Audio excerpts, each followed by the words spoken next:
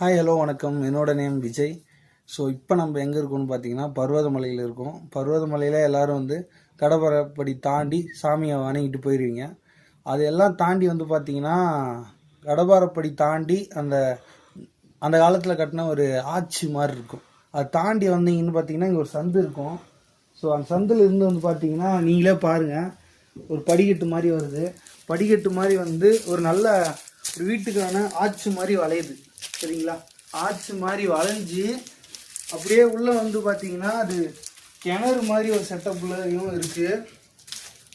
அதுக்கடுத்து பார்த்தீங்கன்னா ஃபுல்லாக ரெண்டு பக்கமும் பார்த்தீங்கன்னா சிமெண்டால் பூசி வச்சுருக்காங்க. அதுக்கடுத்து பார்த்தீங்கன்னா அப்படியே அந்த அந்த வளைவு பாருங்கள், ரொம்ப நேர்த்தியாக வந்து செஞ்சு வச்சுருக்காங்க. ஸோ இதெல்லாம் வந்து இந்த தமிழ் மக்களுக்கும் உலகத்துக்கும் தெரியப்படுத்தணும்.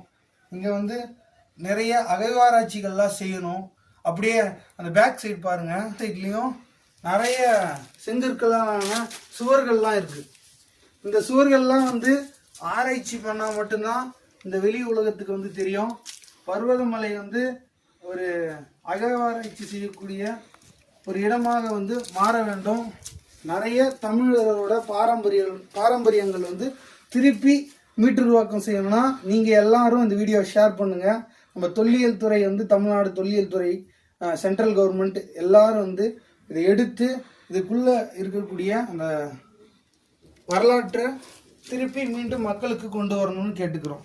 நன்றி.